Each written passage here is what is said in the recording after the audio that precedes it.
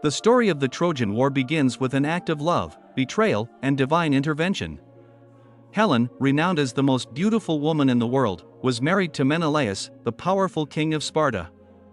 However, her beauty became the source of turmoil when Paris, prince of Troy, entered her life. Paris had been chosen by the gods to judge a contest among three goddesses, Hera, Athena, and Aphrodite.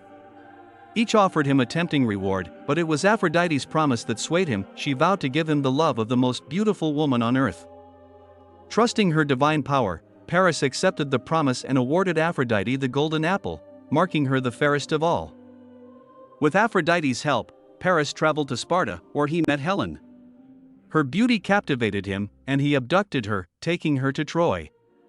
This act of passion and treachery enraged Menelaus, sparking a war that would last 10 years and bring heroes and gods into a legendary conflict. After Helen's abduction, the Greeks, led by Agamemnon, brother of Menelaus, assembled a powerful army to march on Troy. Agamemnon called upon the mightiest warriors of Greece to join the campaign, including Achilles, the unmatched fighter, Odysseus, known for his wit and strategy, and Ajax, a towering figure of immense strength. With a fleet of 1,000 ships, the Greeks sailed to Troy, ready for swift retribution. However, their hopes for a quick victory were shattered upon seeing the city's towering walls, said to have been built with divine craftsmanship. Despite their relentless assaults, these defenses proved unbreakable. The siege dragged on for 10 years, with battles fought daily on the plains outside the city. Both sides suffered heavy losses, but neither could gain the upper hand. The Greeks, fueled by their resolve to reclaim Helen, persisted, while the Trojans, led by the heroic Hector, defended their homeland fiercely. The war became a test of endurance, with no clear end in sight. After years of relentless fighting, the Greek army began to lose hope of conquering Troy. The city's towering walls remained impenetrable, and their conventional strategies had failed time and time again.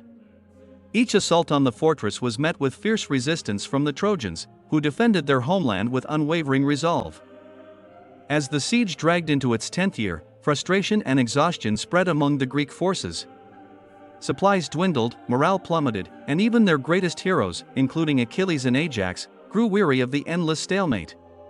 The once united Greek alliance began to show cracks, with internal tensions rising among the leaders. Despite their initial determination to recover Helen and punish Troy, the Greeks faced the grim reality that brute force alone would not end the war.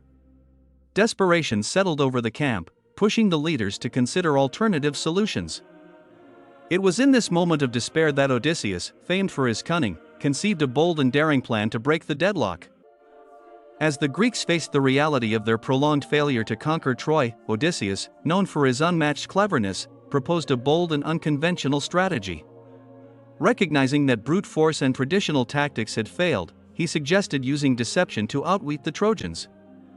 Odysseus' plan was to construct a massive wooden horse, a structure so grand and mysterious that it would intrigue and captivate the Trojans. The horse would be offered as a gift, a gesture symbolizing the Greeks' surrender and their supposed desire to honor the gods before departing. However, this gift would be far from genuine. The horse would be hollow, large enough to conceal a group of elite Greek warriors inside. Once the horse was taken into the city and night fell, the hidden soldiers would emerge, open the gates of Troy, and allow the Greek army, pretending to retreat, to storm the city. The idea was audacious and risky, but it inspired new hope among the Greeks, promising a chance to end the war through cunning rather than combat. Under the guidance of Odysseus, the Greeks began the construction of a massive wooden horse, a key part of their plan to deceive the Trojans. The horse was built to be an impressive and awe-inspiring structure, designed to appear as a magnificent offering to the gods. Its interior was hollowed out, providing enough space to hide a select group of Greek warriors, including Odysseus himself. These soldiers would remain hidden until the right moment to strike. As the horse was being crafted, the rest of the Greek army put their deception into motion. They dismantled their camp, setting fire to their tents and burning their supplies, creating the illusion of a full retreat. The Greek ships sailed off to a nearby island, out of sight, while the Trojans, seeing the destruction of the camp, believed the Greeks had abandoned the war. In a final act of apparent surrender, the Greeks left behind the wooden horse, which the Trojans eagerly brought into their city, unaware that it would soon become their downfall. Sinon, a Greek soldier left behind after the Greek army's apparent retreat, became the key figure in the final stage of the Greek strategy. His mission was to deceive the Trojans into believing that the massive wooden horse was a sacred gift to the goddess Athena, designed to ensure their victory. Approaching the Trojans with a tale of woe, Sinon claimed that the Greeks had built the horse as a sign of surrender and respect for the gods. He explained that the horse was intended as an offering to Athena, meant to bring Troy good fortune and ensure their success in the war. Sinon further warned that destroying or harming the horse would bring the wrath of the gods upon the city, sealing their doom. His story was convincing, filled with emotion and careful details. To add credibility, he explained that the Greeks had left, believing that Troy would soon be victorious, and had left the horse as a peace offering.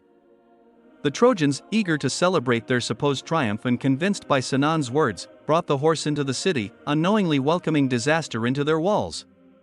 As the Trojans prepared to bring the wooden horse into their city, Laocoon, a priest of Troy, grew suspicious. He believed the horse was a Greek trick, a trap to bring ruin. With urgency, he warned the Trojans, famously saying, "Beware of Greeks bearing gifts." However, his caution went ignored, and the Trojans were eager to celebrate their apparent victory. In a shocking turn of events, the gods sent two enormous sea serpents to punish Laocoon for his warning. The serpents attacked him and his sons, dragging them into the sea and killing them. The Trojans, horrified, misinterpreted this as a sign that Laocoon had angered the gods and that the horse was, in fact, safe to bring into Troy. Meanwhile, Cassandra, the cursed prophetess, also foresaw the disaster the horse would bring. She desperately warned the Trojans, but due to her curse, no one believed her. Ignoring both Laocoon's and Cassandra's warnings, the Trojans brought the horse into the city, sealing their fate. The Trojans, convinced that the wooden horse was a symbol of their hard-earned victory, eagerly brought it inside the city walls. They believed it was a gift from the Greeks, left behind as a token of peace after their defeat. As they paraded the horse through the streets, they saw it as a trophy of their success, an emblem of their triumph over the Greeks after a decade-long siege. That night, Troy was filled with celebration. The soldiers, relieved that the war had ended, joined the citizens in a feast to honor their supposed victory. There was music, dancing, and cheers, and the streets echoed with the sound of joy. The mood was carefree and exuberant, and the Trojans felt secure in their belief that they had finally won. Unbeknownst to them, the Greeks inside the horse remained silent, waiting for the right moment. As the city fell into a deep sleep, the Greeks prepared to strike. The Trojans' celebration marked the final moment of their triumph before disaster would soon strike from within their own walls. As dawn broke and the Trojans slept soundly, still celebrating their victory, the Greek soldiers hidden inside the wooden horse began to stir. They had waited in silence throughout the night, and now, under the cover of darkness, they crept out. With quiet precision, they made their way to the gates of Troy. At the same time, the Greek fleet, which had secretly returned to the shores under the cover of night, approached the city. With the gates unguarded and now open, the Greek soldiers surged in, flooding the streets of Troy. The Trojans, who had been caught up in their revelry, were still unaware of the impending danger. As the Greek forces poured into the city, they were met with confusion and panic. The Trojans, ill-prepared for an attack, scrambled to defend themselves. But it was too late. The Greeks, led by Odysseus, fought fiercely, overwhelming the Troy defenders. The once joyful city, now caught in chaos, quickly fell under the Greeks' control, marking the tragic end of Troy. The Greek forces, having breached Troy's walls, unleashed a wave of destruction. The city, once a symbol of pride, was now reduced to rubble as fire consumed its streets and buildings. The Greeks looted the city, taking treasures and enslaving the defeated Trojans. Many were slaughtered in the chaos, including King Priam, who met his tragic end. Among the captives was Helen, the cause of the war, who was returned to her husband, Menelaus. The fall of Troy marked the end of the Trojan War, but it came at a great cost. The victorious Greeks, including heroes like Agamemnon, Achilles, and Odysseus, now faced the difficult journey home. For Odysseus, this would lead to a perilous and prolonged voyage, filled with trials and adventures, as chronicled in Homer's Odyssey.